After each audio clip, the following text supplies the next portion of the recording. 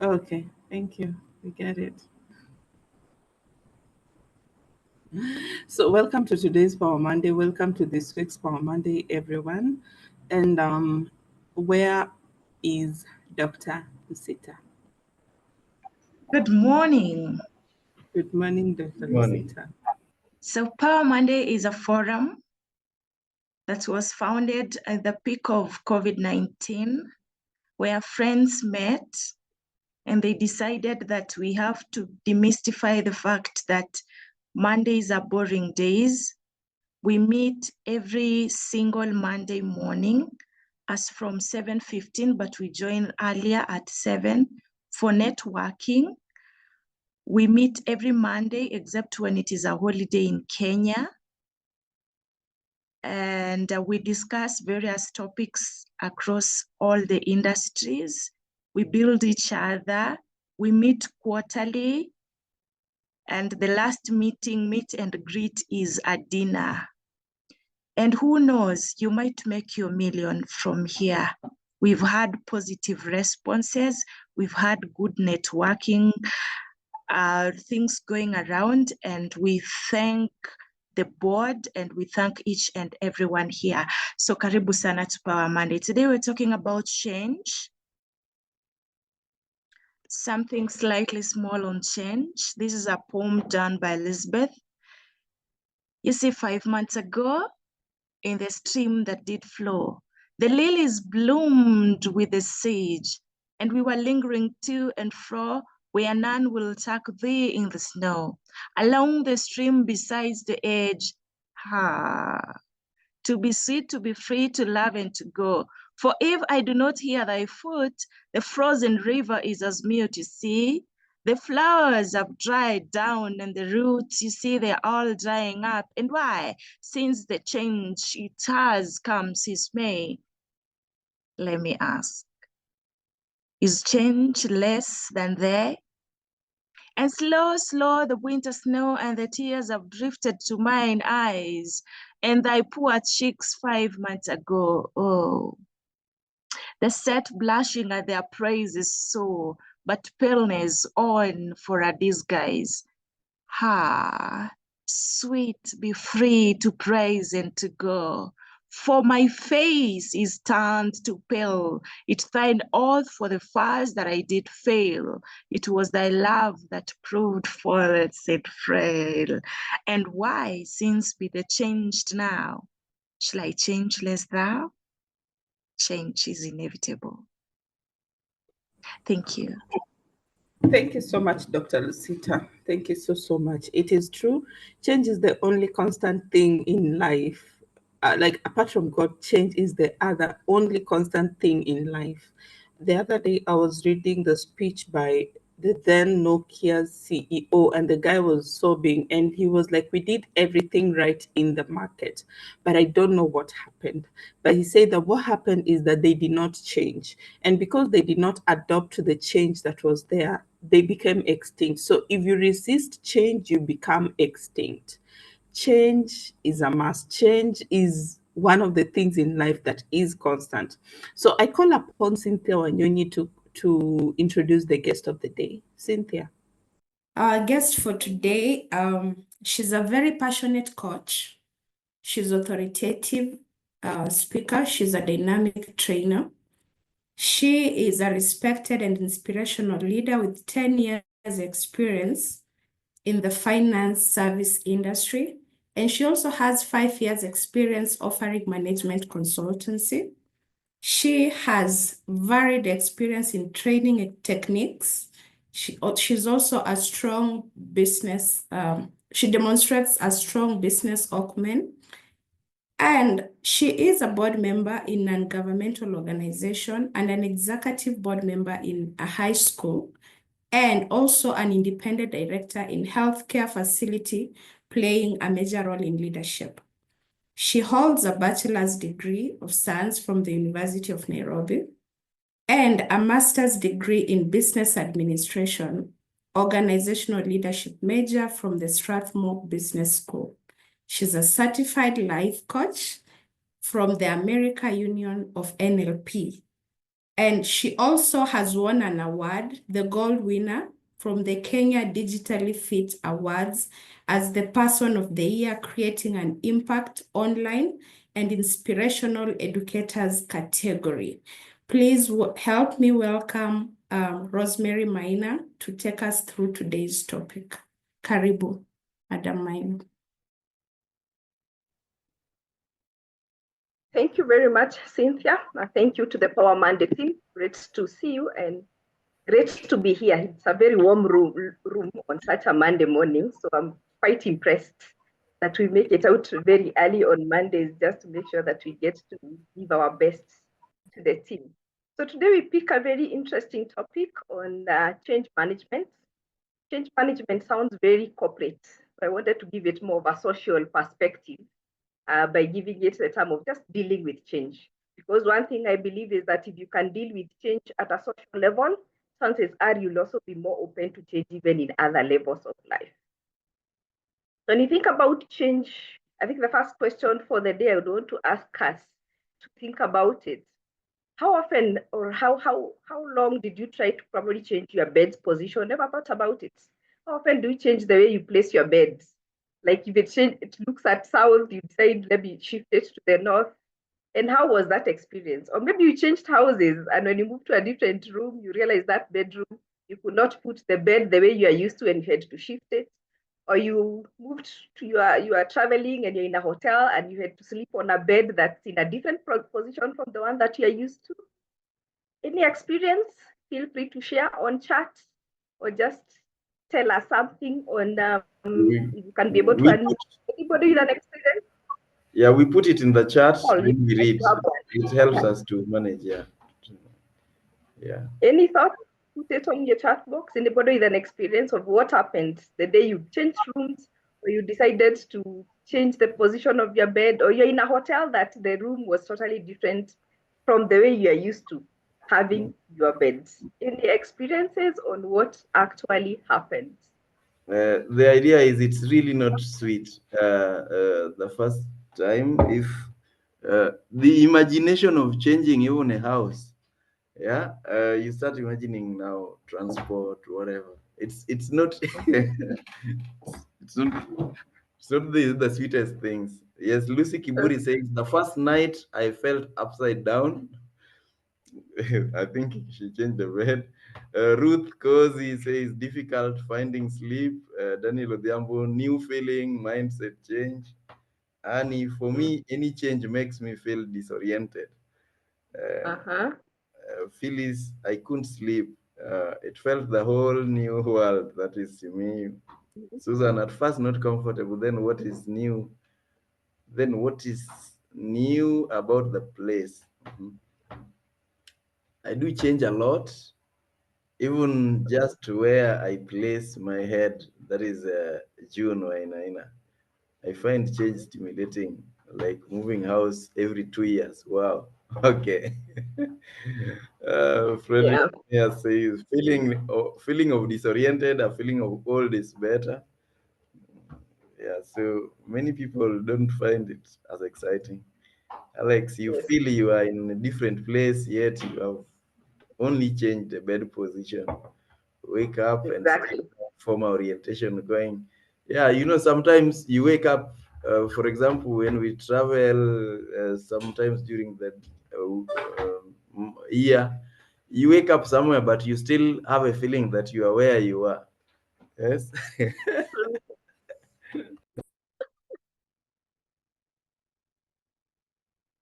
Happens to me a lot because of traveling. So every time I wake up, I have to first orient myself and ask myself, where am I today? So that I know which side of the bed to wake up from and what exactly to do when I wake up. So clearly we can say like 98 or 99% of the people don't find that very pleasant at all, because there's just that discomfort. And then there are people like Paul who even do a harder calculation of where am I changing houses, what is the cost and all those things. But even when it's just the bed itself, you can tell how many things get disoriented inside your mind, that you feel so stressed, you're wondering which side to go. There's somebody who said they even fell, which actually happens to some people. They just things stand upside down. You wake up, you think you're heading to the washroom, you hit the wall, and you realize this is just too much. But then there's that one person, like I think Judy, who thinks, yeah, I like it. I could change it every day and you could still sleep, because for her, change comes in pretty well. Thank you very much for that feedback. One final question. How often do you take a different route to work or to home, or when you're going to your shags, for example? How often do you take a different route? You decide today I'm using this side, tomorrow I take a different route, when I'm going home I take a different route? Or do you take one same route every day in the morning and every day in the evening, unless there is too much traffic, so unahepa traffic? On a normal day, how often do you change your routes? Let me hear. Very, very rarely. Annie says, very, very rarely. Uh, uh, most most of us Really? have mastered the route. The car knows there. The cat goes home. Yeah. Rarely And the too. cat knows the office. Yeah. Oh, I Um, like Simu changes at least in the morning and in the evening. yeah. Almost Conservative never. routes. Almost never. I walk to work. Many times people want the shortest route, the most direct. For travel, I like it. Yes. Yes, if traveling or just doing road trip or something. Some people say Yeah. I use the same route to church, same route to work, same route to everywhere. To home. Same route to shags. Uh-huh. Oh, great. Those are great answers. Or there's an African rule that says you should never use back the same route you went with. Oh, I didn't know that one. Thank you for that learning. Pamaman. Mm-hmm. So for most people, it's either the shortest routes or because there is less traffic. What am I trying to communicate with these two questions? Is that as much as most of the time we sit down and say change is coming, you would want to embrace change. If you look at the simplest of the things we do, we really change. And actually, we don't even enjoy that change. But when somebody else needs to change, we put them at a corner and keep asking them, why would somebody not make such a simple decision? Why would somebody not make a change? Why are you not changing that job? Why are you not just embracing that person? There's that expectation that when change comes, we should just embrace it and run with it. But with time, if you think about it from the smallest of angles, it is not that easy. Even sometimes when we have a goal in mind, like you have a goal in mind, I have to travel and I would want to explore, or I need to move to a new house, there's still that part of you that makes you want to stick to what you do on a day-to-day basis. And like I said, I want to give this topic a social angle and a very small side of the corporate angle. And I want us to be able to appreciate that change is not easy at all. And it's not necessarily because change gives you a negative perspective. Sometimes even the positive side of things can throw you off balance. Think about it. When a young person is expecting a wedding and getting married, that's a positive thing.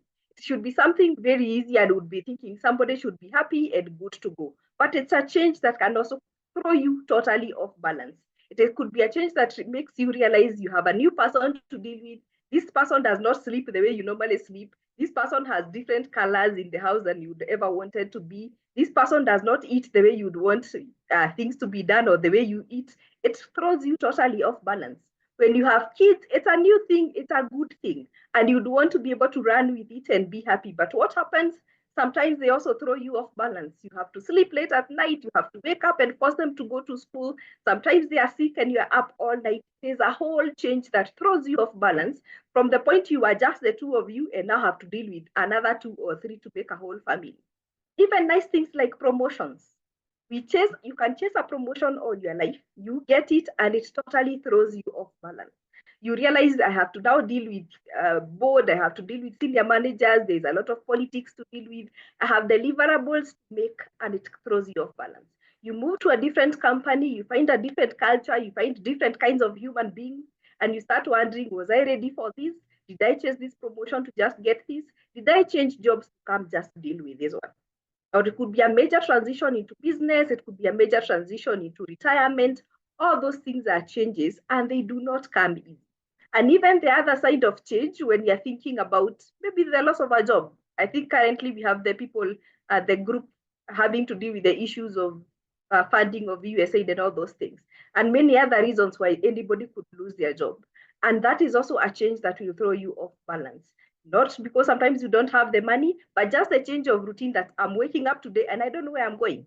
I may have food, I may have rent, I have the money, but I have nothing to wake up and do. And that's a change that could totally throw you off balance.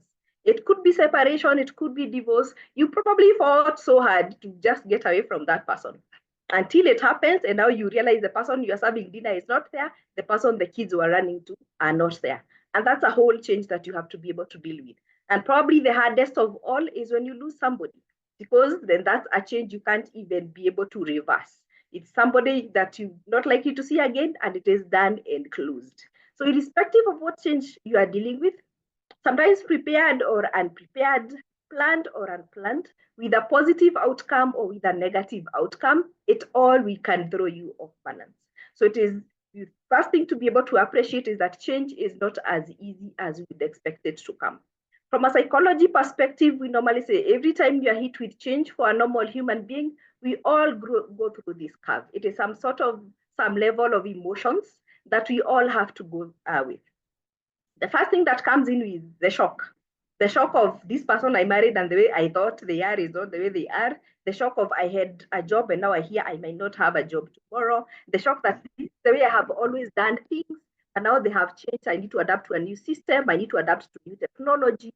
All those things come at the beginning. So there's just that shock that this can't be right.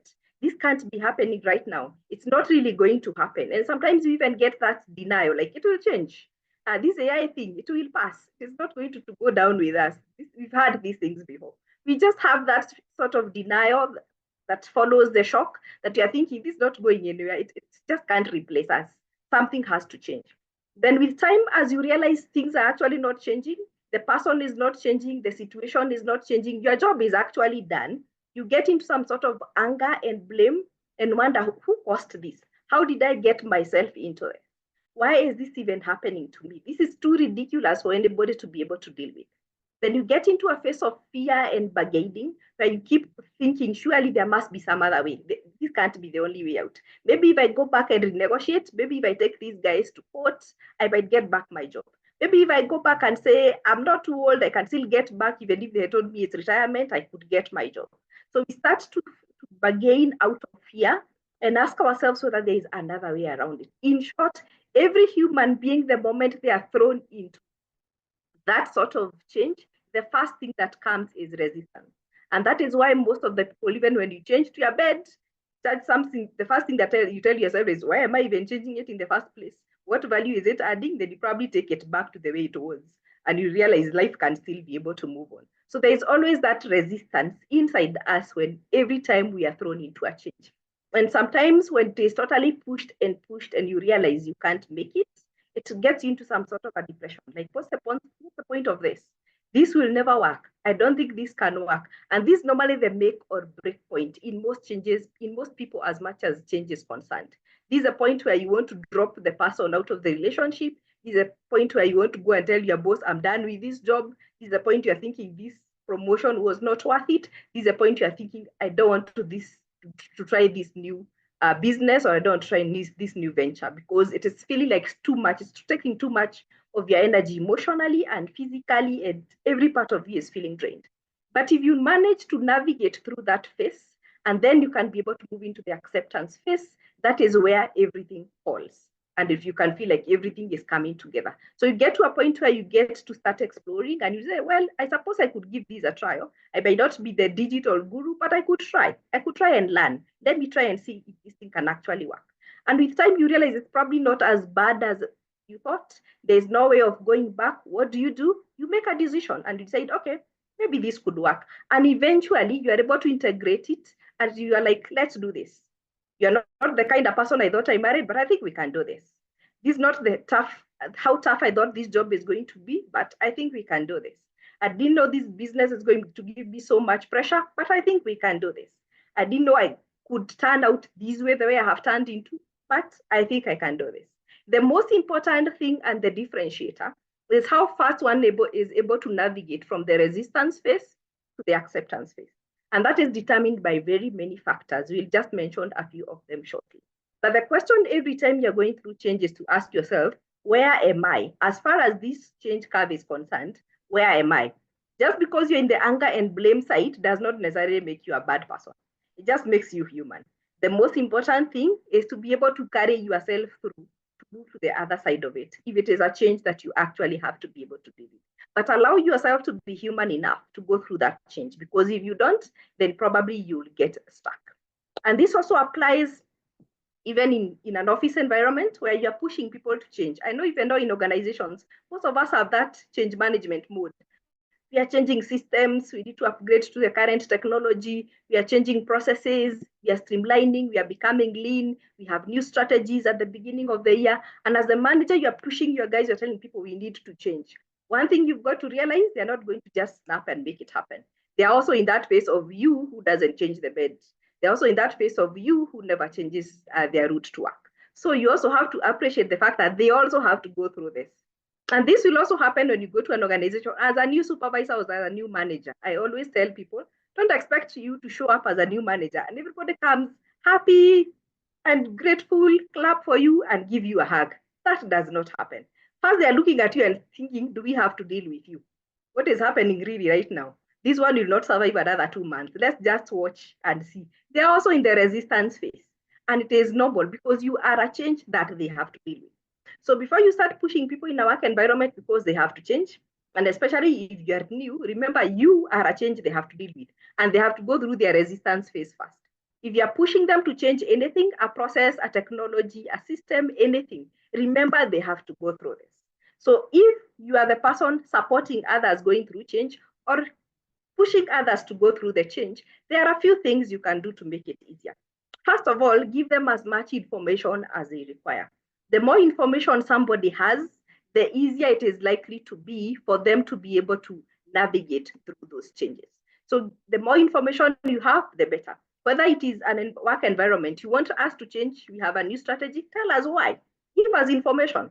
In change management, from a corporate perspective, we normally say if you don't show people the need, then they're not going anywhere. And it's the same with a personal thing. If you want me to take a different route to work, give me a reason why. If there is less traffic, if it is shorter, I'll take it. That's information. So if you want us to be able to start making more money in a work environment, if you want us to use a different system, if you want us to upgrade the system, tell us why. Show us the need. Show us the urgency. Tell us why it is important for us. What is the good that this new thing is going to bring? And if we don't do it, what's the worst thing that can happen? Until you give people those two sides of the coin, that if we change this system, we are going to be leaner, we are going to be faster, customers are going to be happy, and you will make more money because there have to be something in it for them. Until they get that information, chances are they're not going to change. And the same thing in your social life. If whatever you're going through, whether it's a marriage, children, you don't have as much information to prepare you for that phase, the harder the change is going to be. So the first thing to make it easier for you to get more confidence in change, in managing any change or dealing with any change, to improve your morale and to improve your effectiveness, is information. Never push yourself or other people into a change before you have gathered information, the good, the bad, the pros, the cons, and the why we have to get this done. As you give people information in the beginning, when they're in the denial, then you have to keep supporting them, because as they try, things go wrong. They get into self-blame. They start thinking, it is my mistake, this is not working. I think it is not even going anywhere. We should go back to what we were doing. So the more support you give the people, the more you keep showing them the way, the more you keep supporting them to be able to do the right thing, the easier it is going to be for them to navigate. And if it is you going through it, then seeking support is going to make it easier for you. As you support them, as you give them information, you're likely to help them deal with the first tough phase, that is on the resistance side. And then they can make it easier for them to be able to navigate into the other side where you're giving them direction, and they can be able to be willing to explore, because they can tell where we're headed now. They can see the small things that are working. Today was not as bad as yesterday. This week you have done better than last week. Then they get to get a sense of direction, and you get to encourage them. Even the smallest of things, when it goes right, when you sleep on that bed that faces the different direction, and the one day you sleep well, congratulate yourself for that well night.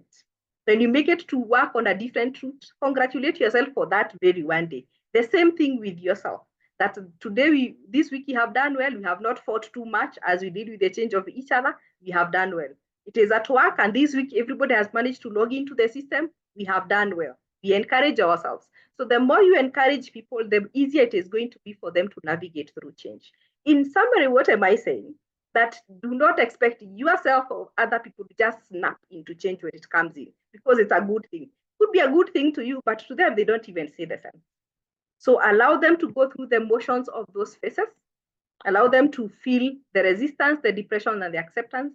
Sometimes even accept the fact that some will never navigate to the acceptance side, and that is acceptable. In change management for corporate, we say if you have 75% buy-in, you can move. If you have less than 75% buy-in, you are not going anywhere. They will keep sabotaging that change and you will not move. So you need people's buy-in for them to be able to move. And for you to get buy-in, information is key. Actually, that's a preparation, and it's a make or break for any change management. It is how well prepared you are, and it is how well prepared the people you have are, and it is up to you to prepare them before the change starts. If you prepare them early enough, if they see the need, if they see the value, if they understand the pros and the cons, and they feel the support, it is going to be far much easier. Just do not expect people to jump in and embrace any change as it comes, because we are not that good with change naturally. But there are some factors that affect or determine how well we transition, because we all transition differently. We can all be thrown into the same deep waters. Some people will come out pretty fast, others will follow, others will drown. And that's the nature of life. So what makes one be able to adapt faster than the other? A number of factors.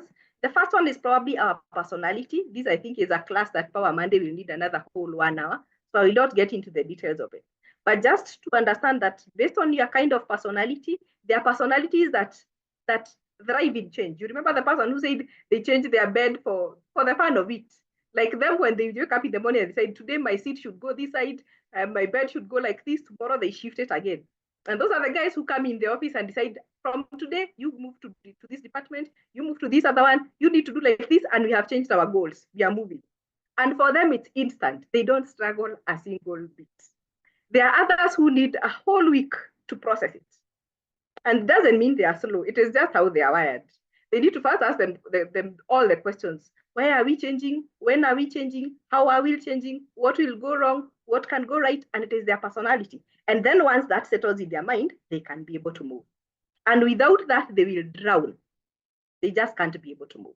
So depending on how you are wired naturally, then you tend to handle change differently. So for the purposes of these four, for those who probably done the disc or the colors, the reds tend to navigate change very fast because they move their things very fast. For those who've done temperaments, these are the cholerics. They tend to navigate change pretty fast and they do it very well. And then the total opposite who struggle with change are the greens. We call them the steadies or the phlegmatics. They really struggle to do with abrupt change. They need time to be able to process things. So depending on your personality, don't blame yourself when you realize sometimes you're not moving as fast as others, or don't get agitated when others are not moving as fast as you, because we are all wired differently. Until you know who you are dealing with and how they are wired, then you'll always struggle why they deal with change different from you. So the other thing that is going to affect how you transition with change is your personality. So a bit of self-awareness. Know yourself as much as you can. Are you the person who can wake up, change everything? Like you are going to Mombasa today, you had decided you're taking a bus, and then you wake up and decide, you know what, I could actually drive, and you drive. If you're that kind of a person, you probably don't struggle much with change. The problem is you probably take hasty decisions and then realize you didn't calculate a number of things. Like I had not fueled, I had not done service, then you break down somewhere near Mtito one day. Or you could be the person who you have to plan a week before. And once you plan it, it doesn't change. Chances are you prefer to foresee changes, think about the pros, the cons, the hindrances, and you clear the way. You take time to make the decision, but once you take it, you rarely go wrong. So there are those two kinds of people. Depending on who you are, none is better than the other. It just means we approach situations differently. So know yourself and know the people you are dealing with before you push them into a change system. So your personality is going to affect you in one way or the other.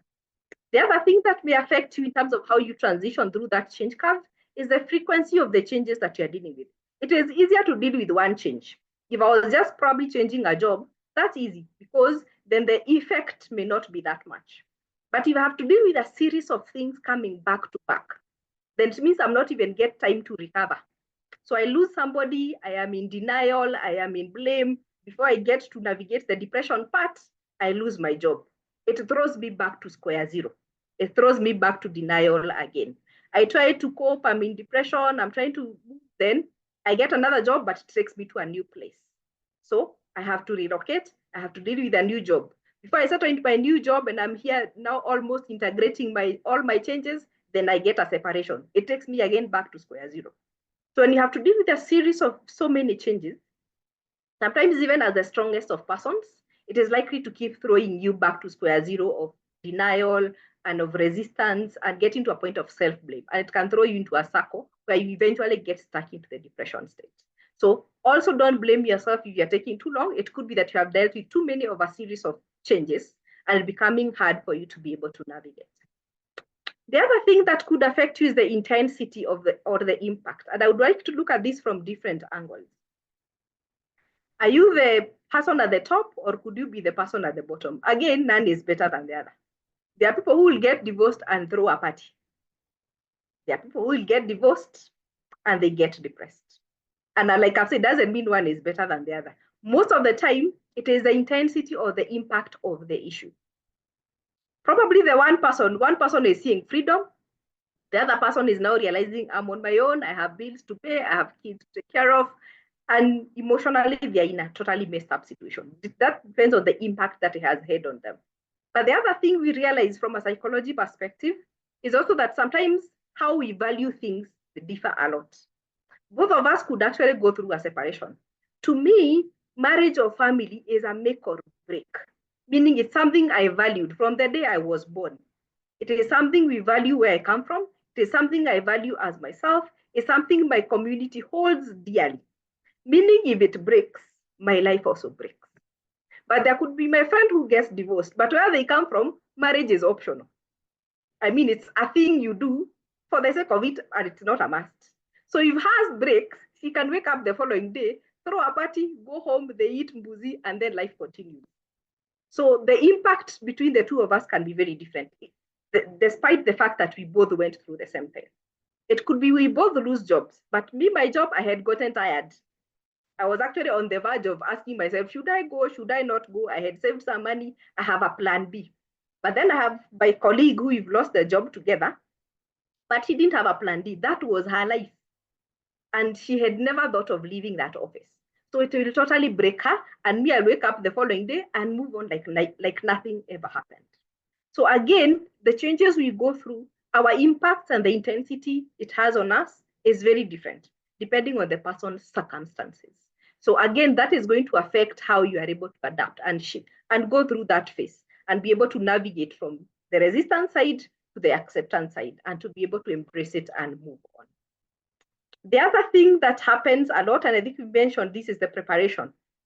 Whether you are dealing with it, again, like I've said, from a corporate angle where you need to introduce a new change at work, or at a personal level, the more prepared you are, the better. And that's where the information comes in. If, for example, you're diagnosed with a certain illness, they tell you need to go to theater, and they don't give you information about why are you going to theater, what is likely to happen, what should you do after that. The more prepared you are, the more you feel like you know something. You're a bit confident about what is going on. But if you don't have any information and just throw you into theater and they're just giving you medicine and a doctor is walking in and out, you feel more confused. And chances are you'll even get more depressed by lack of knowing than if you had actually known what is going on. So every time you're going through a change, the more preparation, the better. You're taking a new job, learn as much as you can about the culture, the people, everything. The more prepared you are about anything, the easier it is going to be.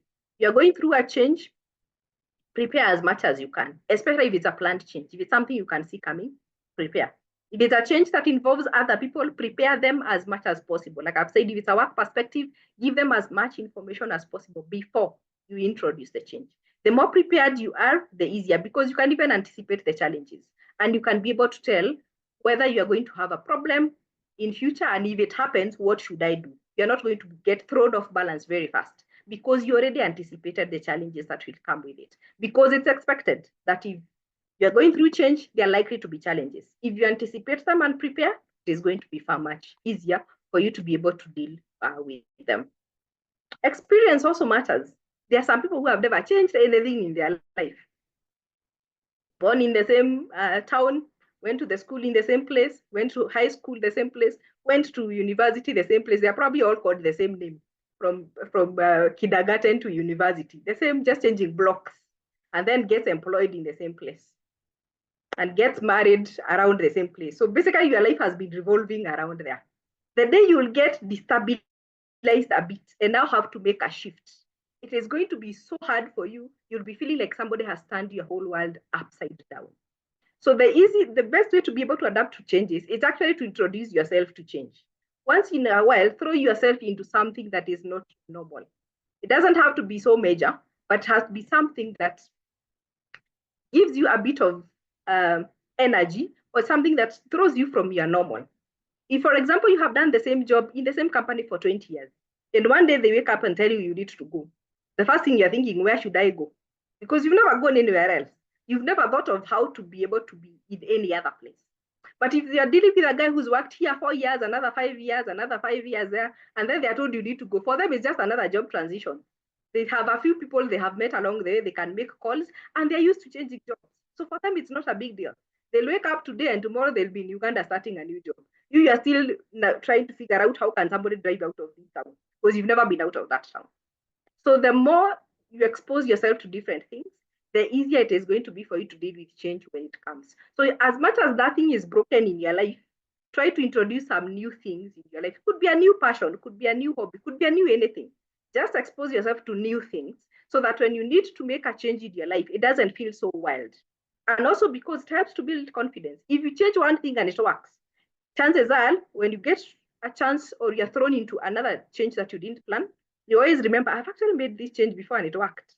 I have done something and it worked. So it gives you confidence. But if you have been walking on a very narrow path and you've not tried anything new, the moment something new is thrown, the first thing that comes to your mind is that I can't do this, because you've actually never tried anything. So the more new things you try, the more confidence you build in yourself that you're capable of trying something totally different from your normal comfort zone, and you can be able to do that. So there are a number of those factors that are going to affect how you're able to navigate through change, starting with your personality, the frequency of how things change, the intensity and the impact, which is very personal and different for everybody, how well you prepare for any change, and how much experience you have with dealing with different things. Then how do you deal with change in a nutshell? First of all, have some level of emotional honesty. Like I've said, it is normal. It is okay for you to feel angry once in a while because this thing is not working. This thing is too much than I thought. I think I'm too old for this AI stuff. It's okay to feel bad once in a while, but be honest about it. If you're not fine, say you are not fine. Like today, just give yourself permission to fully experience the emotions that you're feeling. Like today, I'm feeling frustrated because it's not working. Today, I'm feeling angry that I'm not hacking this as fast as I thought. I'm actually frustrated that I have to do this. Emotional honesty is key because it also helps you know where you are in that curve. It helps you know whether you are still stuck on the resistance side and the depression side, or you're managing to navigate to the acceptance side. And that's important because you feel too stuck on one side of resistance, maybe you need help. Be able to reframe your thoughts, because sometimes, like you said, what you tell yourself is more important than what other people tell you. So if you're constantly telling yourself you can't get it done, if you're constantly telling yourself this sucks, if you're constantly telling yourself this is not good enough, I'm not good enough, I think I'm a failure, you're going to have a problem. What you tell yourself is what matters and what other people tell you. So you need to wake up, try something, and when it works small, then remind yourself you can be able to do this. Constantly remind yourself that you are learning and you're working on it. You will get it right. You're just going through a tough time because it is okay to go through a tough time because you're dealing with a major change and you're just in a rough headspace, but it will not last forever. But if you feel like a failure all of a sudden, then you sink more into the depression phase. So reframing the way you think, not denying that you feel it, but looking at it from a more objective angle so that you don't crush yourself, so that you give yourself more energy to be able to navigate through those circumstances. That becomes very important. And flexibility is key. Of course, if you never change, it becomes tough because you want things to always work the way you know them and the way they have always worked. But when change comes, planned or unplanned, you need to be more flexible. Don't be afraid to try new things. You may not have all the experience you need, but who knows? People with less experience who are more mediocre, but they are just more bold. and doing bigger and better things. So it's not about the experience. It is not about how qualified. Sometimes it's just how courageous you are. And sometimes as you try new things, you realize there are other new things you know that you never thought you knew. There are things you could do that you actually never thought you could do. So flexibility of mind and openness just to try something beyond your comfort zone. And like I've said, don't try until it's broken for you to fix it. Try new things even when you don't need to, because they might become your fallback plan when you need to, or they'll build you the confidence to be able to do your things. But of course, don't also isolate yourself. Like we said, there's nothing new under the sun. There's nothing you are going through, and there's nothing you'll go through that nobody else has ever gone through. People have changed jobs, people have lost jobs, people have gotten married, they have gotten kids, they have lost families, they have lost marriages. There's nothing you'll go through that nobody else has ever gone through. That's a fact for life.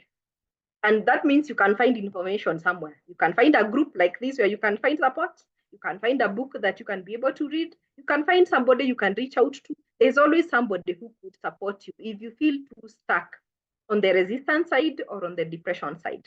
There's somebody who have dealt with that boss that is becoming a nightmare to you, and they have been able to work well together. There's somebody who have survived in that culture or in that organization that you're struggling to survive in.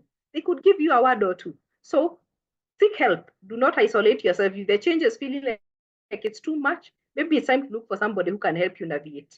There's that technical thing you're struggling with. Maybe your Gen Z son or daughter could help you out. So in short, don't die with it. If the change is not working for you, there's nothing new under the sun. There's always somebody who has gone through it.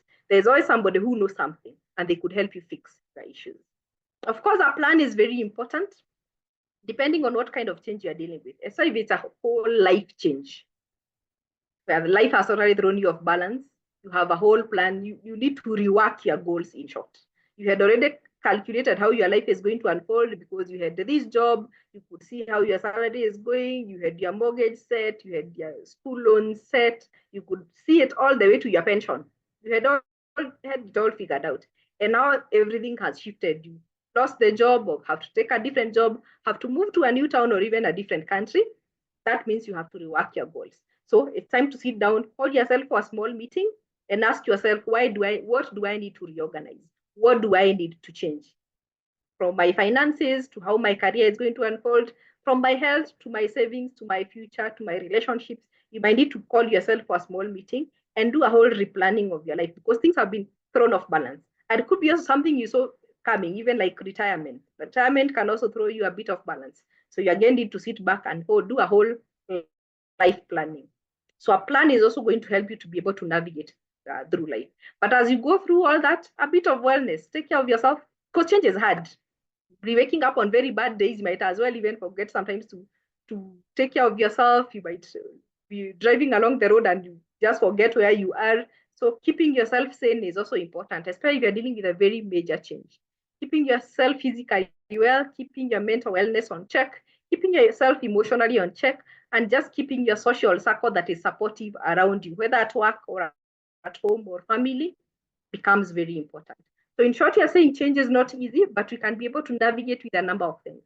Keep your emotions on check, be honest about how you feel, speak it to yourself or speak it out to somebody who understands. Reframe your thoughts, do not be the source of your downfall. We all struggle through it. It is how you take yourself through it. Flexibility of mind, openness of mind, just to be able to embrace new things and try new things because you never know where things will work out. Nothing new under the sun. There's somebody who's written something about it. There's somebody who have gone through it. They could tell you something about it. And have a plan so that you can be able to navigate through life and be able to practice wellness. Take care of yourself so that you do not find yourself drowning in the process. In short, when change hits you, whether planned or unplanned, be ready to find a new rhythm. But the new rhythm is not going to be easy. You have to take it one milestone at a time and allow yourself to celebrate once you make that one milestone. And the one milestone might be you've stopped self-blaming and now are willing to take accountability and make a step. That's a milestone. Don't wait to celebrate until you're in total acceptance and things are working. But realize it's a new rhythm, but you have to find it. And you have to take it one milestone at a time. Because the fact is, we know sometimes you don't like change because you're thinking it may not always bring growth. And that's true. Change will not always bring growth, but there is no growth without change. For you to be able to grow into anything, grow your family, grow yourself even as a person, grow your career, grow anything. There has to be change. But doesn't mean every change you make will have to bring every change you make has to bring any kind of growth. Thank you very much. Back to you, Paul. Beautiful. I would want to listen to you more and more and more. That's beautiful. Yes. Thank you. We got you right. Yeah. When uh, Gabriel recommended that we need to talk to you, you will do justice. This is great. Now there are a few questions, and I know this is we do not maybe we will not have ample time for all the questions, because I know one answer would lead to another. Right now in Kenya, we are hearing of shisha, shift, whatever, and we have all the problems with it. Again, in Kenya, we have been fighting with CBC 844 and all these other things. Somebody has asked a very important question. That is, farmer man. How do you introduce a change when you know very well in an organization it's going to cost some people some jobs? Yes, their livelihood. How will you influence this? Introduce technological change which might cause other people to lose their jobs. How do you go about that? Maybe you will comment on that. Great. Maybe also in line with what I've just said, shift, share, whatever, all sorts of things. Mhm.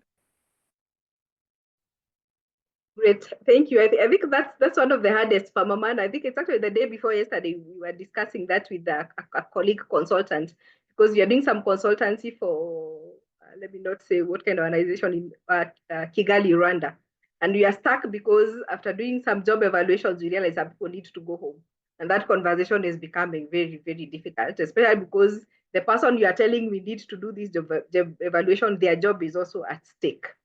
But I think one of the most important things, again, back to change management from a corporate angle, preparation, the unfreezing bit that we normally talk about, the preparation and the communication. The mistake we make is that we wait until when your job has been thrown off and then we are bringing you a letter. This communication needs to start way before we even decide whether somebody is going home or not. Prepare people psychologically early enough. Start with the story of there's technological changes. We know how the technology space is changing. Technology has to change for us to be more effective, for us to improve our timelines. This has to change. And like we know, when technology comes in, some jobs may be affected. That will be like 1 year before these issues start. What happens is that you start giving people the thoughts in their mind that there's something actually coming and I might be affected. We don't know who, but or it could be the other person. So you start selling this narrative like 1 year earlier. Don't wait until it is too late to start selling this narrative. Not when you have already bought the system and the system is on the ground. That's when you're starting to shape people. That is the major problem we have with change management in organizations. We communicate when it is too late. The communication has to start very early. And then so that people don't feel targeted, it has to be very objective. The communication has to be very objective.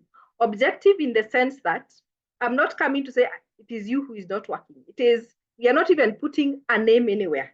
We are literally objectively analyzing the jobs available, the tasks that are needs to get done, the skills that we are looking for, and what kind of person will fit in there in terms of the skills and the behaviors that they need to bring. That way it becomes very objective. So that whatever you do, it is on the table. There are no cards under the table. Everything is transparent and nobody feels like you're being targeted. In HR, we normally say there's a way you can fire somebody and they look at you and say, I can tell you did your best and thank you.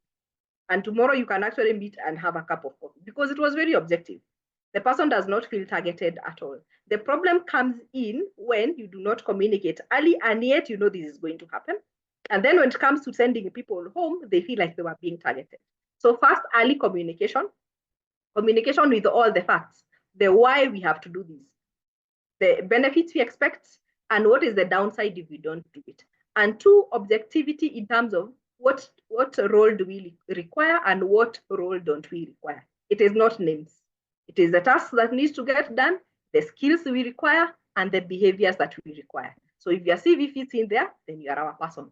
If it doesn't, then we support you. And how you also support that person as they exit totally counts. I'm actually a product of retrenchment. Why did I make it easier? Because the people who let me go, they actually supported my 6 months transition. They asked me, what do you want to do? I want to do a corporate training. And they gave me a 6 months coaching paid by the organization for me to be able to transition. So would I blame them? No, because they then supported me all the way. So it is how you handle the situation and dealing with the people from a more human perspective, and how you prepare the change much earlier before it actually arrives. And I think it's the same problem, Paul, we have with P and Sha. It's the communication is actually the problem. It's purely a communication issue, if you ask me. Because if you just come tell me register, you don't tell me why, how, what's the benefits, what was wrong, what would happen if I don't. That is all we miss. The communication to prepare people, to show people the need, the urgency, the good and the bad objective. That is all we lack. Thank you very much, Rosemary. And I know many other people, there are lots of other questions. We don't have time for them. You can also put your contact in the chat. People would be able to reach out to you for further consultations. We know that change is inevitable, and sometimes if we resist it, we'll just, I love saying, if you resist, you either change or you give way for change. That's the way it works, because by the end of the day, you will be run over. In the world, there have been quite some drastic changes, like during COVID, lots of things changed and people resisted it, and some organizations had to go. Getting to technology, all these other things. And so we've got to always embrace it and find the best way we can do it. It's like, you see, we used to be having physical meetings a while back. And then when COVID came in, the idea of meeting virtually became very pleasant and welcome. And that is how Power Monday has grown over the years from the time of COVID. To date, we meet every Monday, and it's because we embraced the changes in technology. And we've learned that we've got to always just embrace change and find the best way we can do with it. I've resisted technology. I remember earlier on when Facebook came in, I figured out, how will this thing help me? But then I kept being bombarded by invite, invite, invite. Finally, I submitted. Along the way, I realized you cannot resist change. We've got to always find a way to deal with it. And as you rightly put it, it's just that the people who are bringing it don't sell them enough. It's a sales thing. What is it in? What is in it for me? How do I go through the pains that will inevitably come, and things like that. So thank you very much. I don't know, Noel, who was to give a vote of thanks? Dr. Melvin Glimmer, where are you? Yeah, Dr. Melvin, you can take it up. Otherwise, Thank for you people who so are much, here, Rosemary. yeah, Thank you so much, Rosemary. Actually, it's interesting that in my life right now, I'm in that season of change and many transitions and everything. But I think personally, partially, I'm that one person who will wake up and decide, I'm done. I'm tired. I need change. I just can't. Can wake up at 2 a.m. and rearrange the whole house. Dr. Melvin, where are you? Yeah, thank you very much. First of all, to the team that put up this particular session today. Those include Antonia, Lady Noel, Dan Olale, as well as OPP.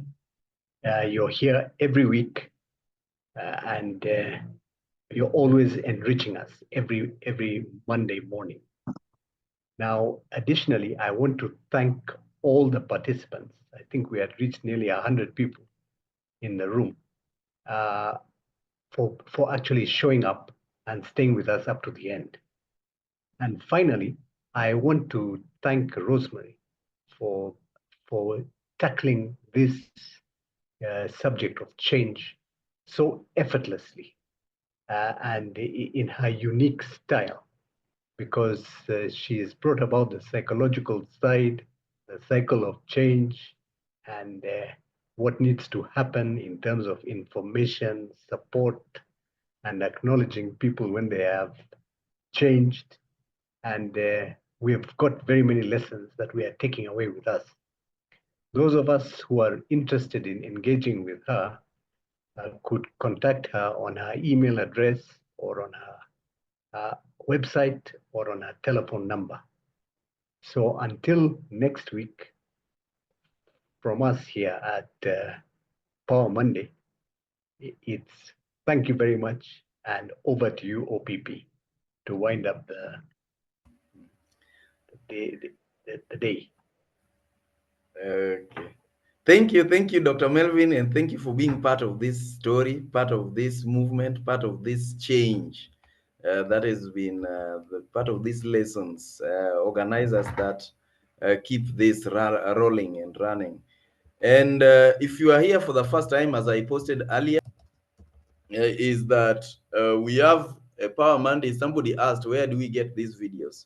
We have a Power Monday YouTube platform, which all of us need to just subscribe. You will be getting notifications when we upload them. We always try to upload them by Wednesday of the same week. And so let's be subscribed. I've put the link there. Again, maybe just one more thing, Live Your Dream, that is the sponsor for this, together with the ICT Gurus, is organized in partnership with ILO, Women in Digital Business Training, and we just did induction last week. We are starting session 1 this coming Friday. You can, I'm told there is another induction today for people who missed, because some other people asked. So ensure that you log in, show interest by filling in the form on Women in Digital Business, WIDB, on Live Your Dream. I've put a link there. Then you will be sent a link. You want to grow your income, you want to stretch your territories, you may need to learn something new, part of change, so that you are able to empower other people. That is our passion, empowering other people, and that's why we run these sessions every Monday morning. And we are grateful for the opportunity. Antonia, do you have an announcement? Oh, we have a meet and greet coming on 29th of March. That is next month. It's the last Saturday of the month. The meet and greet is where we meet in person and talk and have fun and exchange ideas and connect and build businesses. We are going to have it in Nairobi at JJ McCarthy. It will start at 12 noon to the evening. Most times there is a lot to say, a lot to share. We don't even get enough time.